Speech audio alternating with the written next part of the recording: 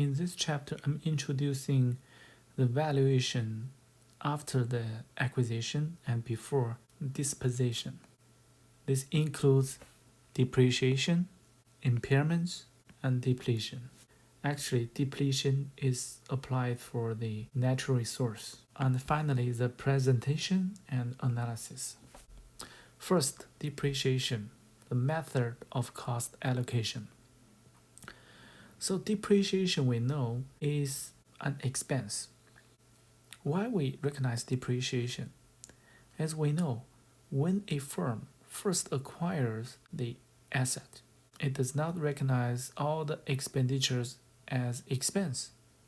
Instead, it capitalizes all the expenditures first as asset. So that's why I say the depreciation is a deferred expense. First, when the firm paid the purchase price, paid attorney's fees, paid the title fees, or any other paperwork fees, all these costs are first recognized as property, plant, and equipment. There's no expense recognized, but we are going to allocate the value of PPE in the rest of its life because this is a long-term asset. It will be used for many years.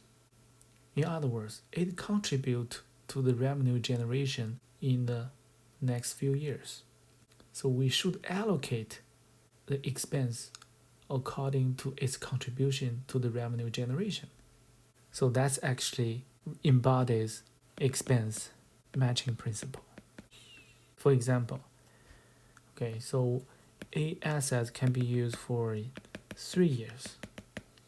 It was acquired here, right? So when the firm acquires it, we first recognize it as an asset. We're going to recognize the depreciation during the next 3 years until it retires, because this asset contributes to the firm's operation or revenue generation for the next 3 years. Because expense should match the revenues, we allocate the expense in the next 3 years based on the appropriate method. For different long-life assets, depends on the classification, we are going to recognize different expenses. For fixed assets, property, plant, equipment, excluding land, we are going to recognize depreciation. For intangible assets, excluding goodwills or any other intangible assets with infinite life, we recognize amortization. For natural resources, we recognize depletion expense.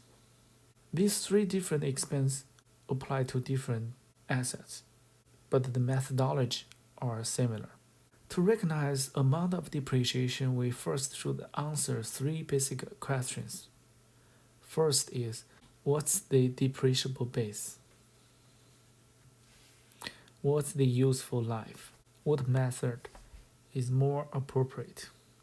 The criteria is which method follows the expense matching principle. So the depreciable base basically is the difference of 2 values. One is the original acquisition cost. The other is salvage value. We also call it residual value. So the difference is depreciable base, or the amount to be depreciated. Salvage value represents the value of assets when the firm retires it. The next factor is the service life or the useful life. And the useful life of the fixed assets is determined by 2 factors. One is physical factors. That means how the firm uses it. For example, when you have a personal computer, you probably only use 8 hours a day. But for the computer in the school library, probably it will be used by many people for more hours. Or for example, for the personal cars, you probably only use it a couple of hours a day, right? But for the rental cars, it can be used 24 hours, 7 days a week. The physical factors means how it is used. Next is economic factors. It is determined by these three factors.